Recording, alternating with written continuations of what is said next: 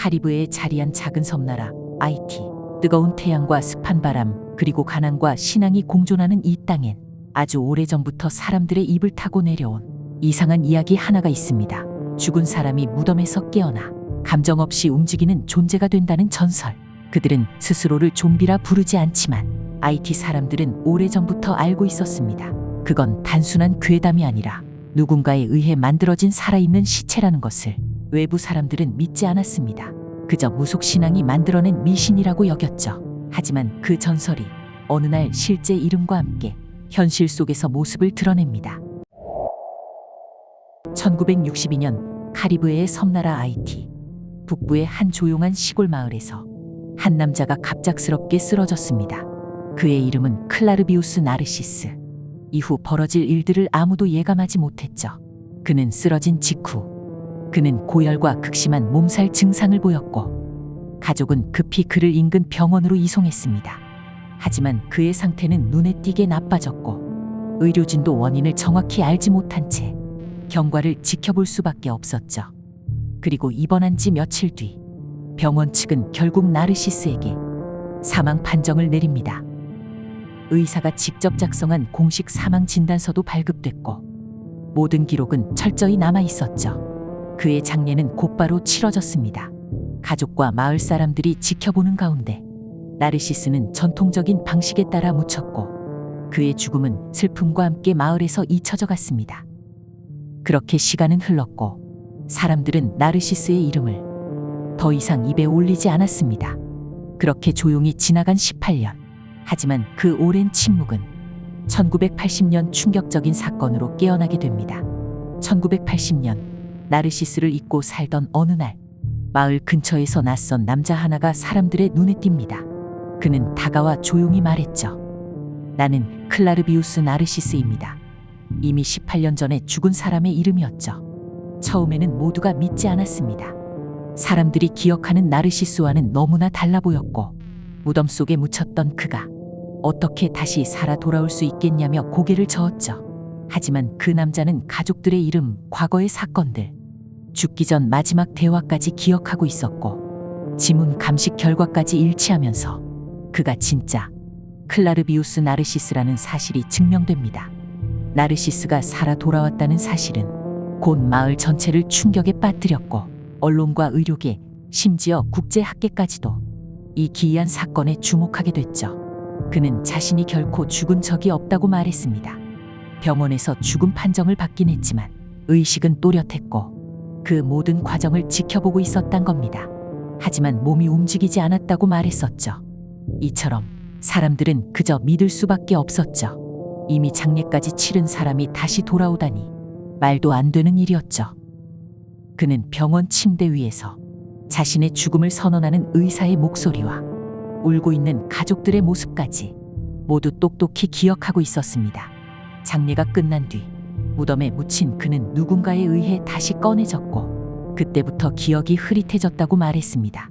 자신은 부두 사제에게 납치돼 정체불명의 약물을 주입당했고 그 후 몇 년 동안 먼 지역의 농장에서 노예처럼 일하며 지냈다고 설명했습니다.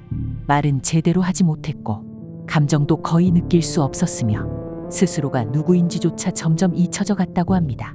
그야말로 살아있는 시체 같은 상태였던 거죠. 이 증언은 모두를 경악하게 만들었고 사람들은 자연스럽게 아이티 전통 신앙인 부두교를 떠올리게 됩니다. 아이티에서는 오래전부터 부두사제가 사람을 좀비로 만든다는 이야기가 전해져 왔습니다. 마을 사람들은 그것이 단순한 전설이 아니라고 믿고 있었죠.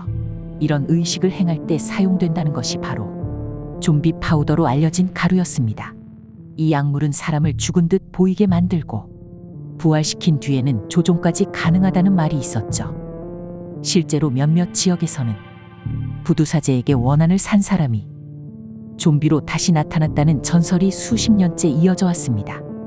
나르시스의 등장은 이 이야기에 현실성을 더해주기 시작했죠. 사람들은 혹시 나르시스도 정말 그 가루의 희생자였던 걸까 하는 의심을 하게 되었는데요. 그리고 곧 이 미스터리를 파헤치기 위해 한 과학자가 아이티로 향하게 됩니다. 이 기이한 사건은 곧 국제적인 주목을 받게 되었고 미국 하버드 대학교의 인류학자 웨이드 데이비스가 IT로 직접 향합니다. 그는 이 미스터리를 과학적으로 밝히기 위해 조사를 시작했죠. 데이비스는 IT 전역을 돌며 부두사제들과 접촉하고 오래된 전통의식과 약물에 대한 정보를 모으기 시작합니다. 그 과정은 쉽지 않았지만 그는 결국 좀비 파우더라 불리는 가루를 손에 넣게 되죠. 그가 수집한 가루의 성분을 분석한 결과 놀랍게도 그 안에서 테트로도톡신이라는 맹독성 물질이 검출됩니다. 이 성분은 보거에 들어있는 독으로 사람을 마치 죽은 것처럼 보이게 만들 수 있다고 알려져 있죠. 데이비스는 이 이론을 바탕으로 좀비 상태란 죽음이 아닌 약물 중독과 심리적 암시에 의한 의식 있는 생매장 상태일 수 있다고 주장했습니다. 그럴듯한 설명이었죠. 그는 실제로 자신의 연구 결과를 담아 좀비의 뇌라는 책을 출간했고 이 사건은 전 세계적으로 알려지게 됩니다.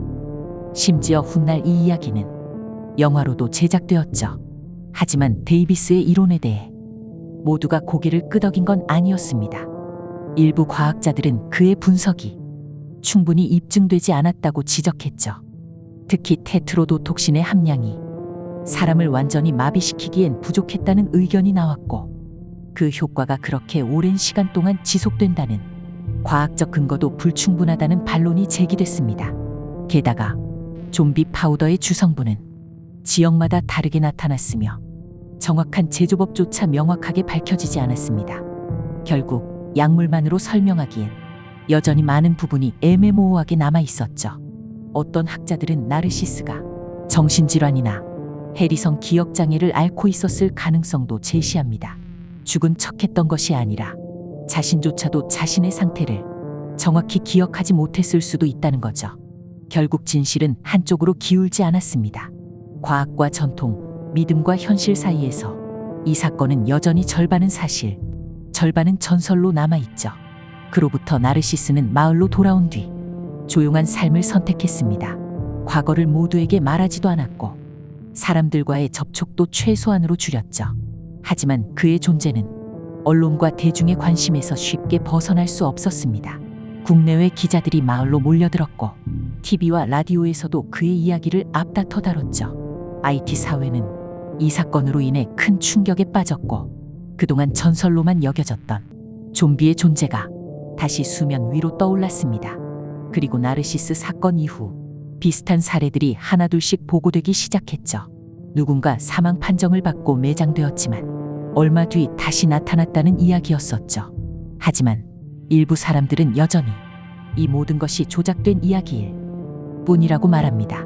하지만 직접 그를 만난 사람들은 쉽게 고개를 저을 수 없었죠. 나르시스가 겪었다는 경험은 약물이나 의학으로만 설명되기엔 어딘가 이상하고 설명되지 않는 부분이 많았습니다. 그는 무덤 속에서 깨어난 순간을 마치 꿈속처럼 기억한다고 말했는데요.